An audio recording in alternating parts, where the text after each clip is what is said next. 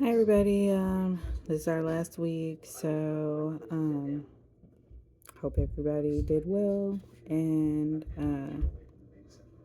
maybe I'll see you in one of the later classes.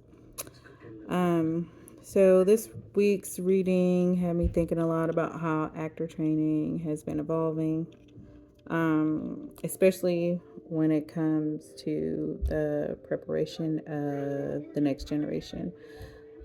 There's still a lot of focus on like the classic um, people like Stanislavski, Meisner, and all those core techniques. But today, um, the training today seems to be expanding in like some interesting ways. A couple things I took from this week's material was how actor training isn't just about memorizing lines or hitting marks on stage anymore. There's a larger emphasis on movement work and mental resilience and adapting to different types of performances, whether it's for stage, film, or um, motion capture. So, a lot of programs now focus on things like movement, viewpoints, and even mindfulness practices. So, like a lot of the things that we learned in the previous week about not just being prepared to know the lines, but being able to kind of relax yourself mentally so that way you are giving off a relaxed physical portrayal. Um, let's see. If I could connect this to work I'm doing right now, I would definitely like say how being flexible and experimenting are extremely important. Um, that's like playing with movement exercises to figure out a character's physicality or working through improv to make a scene feel more natural.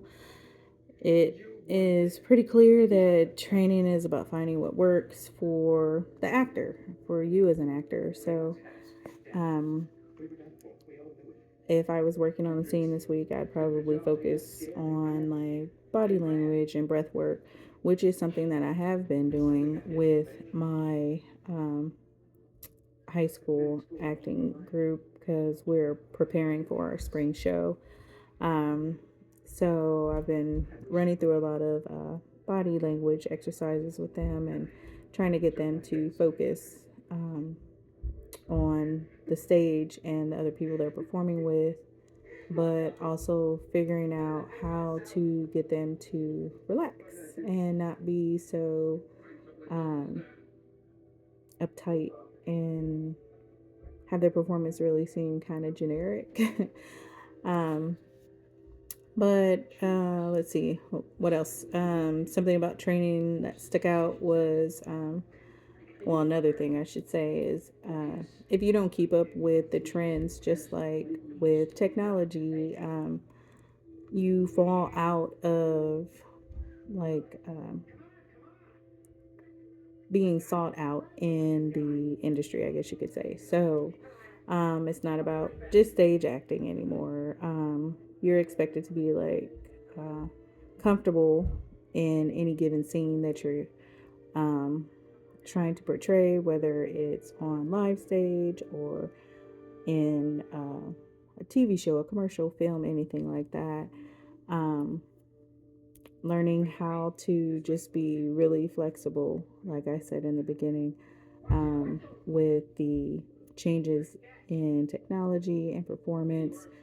Um, it just made me realize that you have to be really versatile in order to succeed moving forward.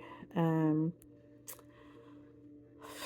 let's see. I think the last thing I'll talk about is how some actors thrive in method acting. I learned that from the beginning. It was something that was kind of new that was introduced to me in our reading. But I see how some people would probably require that to help them progress in their style of acting. But then there are other ways to portray this.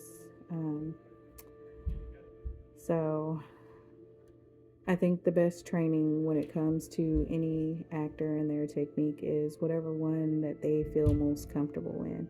So kind of like how well your clothes fit. The same thing goes with your acting technique and training that you receive. So you can't force people to try a singular approach because it works for you, because no person will fit into a cookie cutter. If you take 1,000 actors and put them into a tray, they all won't fit in the same thing. So I really think that just finding out what is good for you, what technique works for you, probably is the best option. So it has been a pleasure, and thank you guys, and I hope I see some of you in one of our next classes.